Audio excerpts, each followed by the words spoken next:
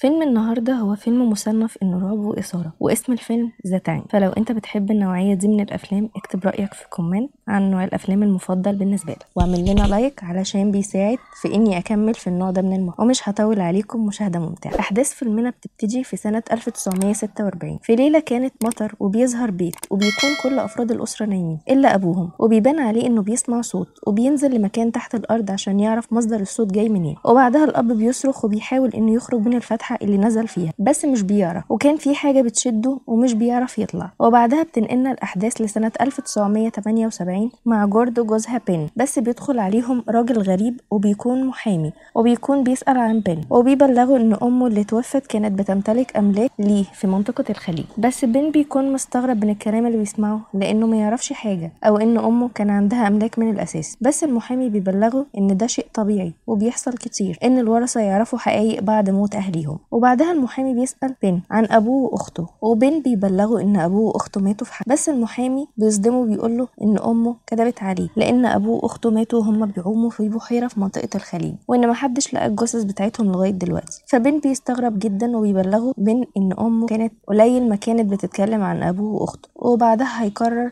بين ومراته إنهم يروحوا لبيتهم الجديد اللي ورثوه. بس في الطريق بيلاقوا شجرة كبيرة جدا اللي بتخليهم ينزلوا من العربية ويكملوا الطريق مشي على رجليهم. ولما بيوصلوا للبيت بيلاقوا البيت مهجور وقديم جدا، لدرجة ان شكل البيت بيكون مخيف اول ما بيدخلوا فيه. وهما بينظفوا البيت جوردن هتلاحظ في اوراق الجرايد القديمة ان كان في ناس بتحصل لهم حوادث كانوا عايشين في نفس المكان، وانهم كانوا بيختفوا وبيموتوا بطرق غامضة وملهاش تفسير. وبتلاقي بعدها تقرير بموت ابوه، واللي بيكون انهم ماتوا غرقانين، بس مفيش اي اثر للجثث بتاعتهم. وفي الاول بيبان على بين انه قلقان، بس بعدها بيلاحظ ان مراته كانت بتقرا في مذكرات امه، وبيقروا في المذكرات ان ام بين كانت سعيده في حياتها مع اسرتها، وكانت حامل مستنيه مولود جديد، وجالهم جواب بتحذيرهم من وجودهم في البيت ده. بس جوزها مهتمش وفسر لها ان اللي بعت الجواب شخص رافض وجودهم في البيت، وانه اكيد عايزهم يمشوا منه علشان يستولى عليه. وبتحكي ام بين في مذكراتها ان ابو بين كان بيفتح خزان الميه وبينزل وانه فضل يصرخ وكان بيحاول انه يطلع. وبتقول ام بين انها فضلت منتظراه بس اختفى،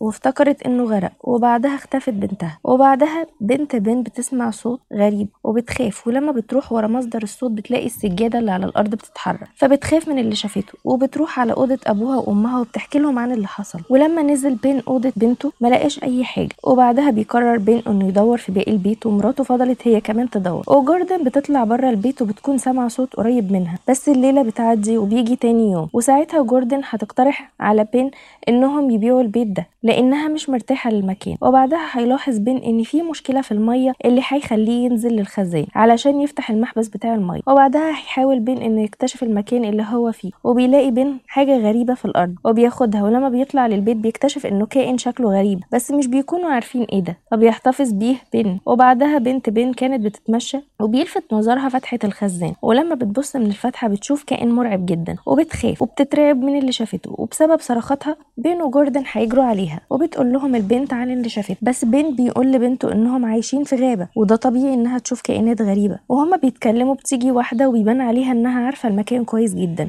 وبتكون جاية علشان تعرض عليهم فكرة بيع البيت، وبيكون عندها مشتري مستعد انه يشتري منهم البيت. وبتقول لهم السمسارة ان المكان ده ملعون وفي ناس كتير عارفين الموضوع ده. وبتفسر لهم السمسارة ان اللعنة اللي حصلت بسبب زلزال، وعشان كده الناس اللي كانوا ساكنين في الخليج هجروا. والسمسارة عرضت عليهم مبلغ كبير في مقابل بيع البيت والارض اللي حواليه. وبعدها السمسارة بتمشي وبتروح لعربيتها، بس لما بتيجي تمشي العربية بتكون عطلانة، فنزلت عشان تكشف عليها وتعرف سبب العطل. بس وهي مشغولة في العربية بيظهر حاجة بتهجم عليها، وساعتها هتفضل تصرخ بس في حاجة بتفضل تسحبها. وبعدها جوردن بتفوق من النوم على صوت غريب اللي بيخليها تقوم من النوم علشان تعرف مصدر الصوت ده جاي منين. فبتشوف حاجة بتجري بسرعة جنب شباك البيت، فمن خوفها هتصرخ وبين هيقوم على صرخات. وبتحكي له جوردن عن اللي شافته وبتكون خايفة وبتطلب منه انهم يسيبوا البيت ده فورا. وبعدها بيجي تاني يوم، ولما بين بيستخدم الحنفية كانت المية اللي بتنزل من الحنفية لونها اسود، فبيقرر بين انه ينزل الخزان مرة تانية علشان يعرف السبب. بس الخزان بيكون مليان مية، وبيحاول بين انه يوصل للمحبس بس بيلاقي في المية حيوان ميت.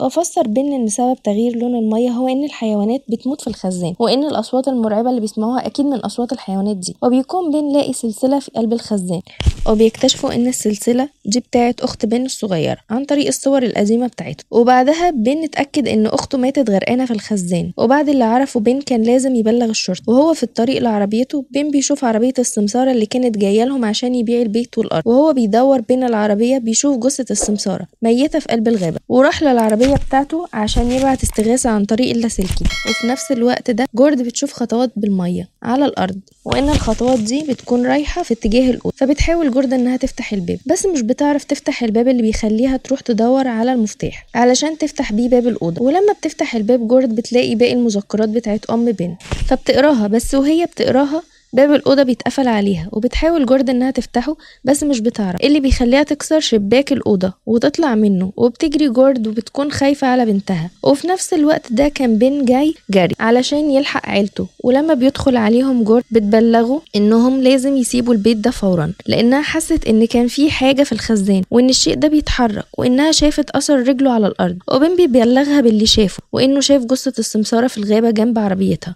وساعتها هتبلغوا جورد انها عرفت سبب موت ابوه واخته، وهتوريه باقي مذكرات امه. وبتبلغوا جورد ان في حاجه مش طبيعيه بتحصل في البيت ده، لان اخته وابوه ماتوا جوه البيت، وان امه بعد الحوادث اللي حصلت سابت البيت خالص، وانها خبت عليه حقيقه البيت ده طول حياته لانها ما كانتش عايزاه يعرف مكانه فيرجع للبيت، وده بسبب انها عرفت انه في لعنه موجوده في البيت. وبتبلغوا جورد ان امه كذبت على البوليس لما بلغت ان جوزها وبنتها ماتوا غرقانين. وبعدها بدا بن ومراته انهم يجمعوا حاجتهم عشان يهربوا من البيت الملعون ده قبل ما حد فيهم يحصل له حاجه. بس بن افتكر انه بلغ البوليس اللي هيخليه يخرج بره البيت علشان يحذر الشرطه من وجود كائن بيقتل البشر.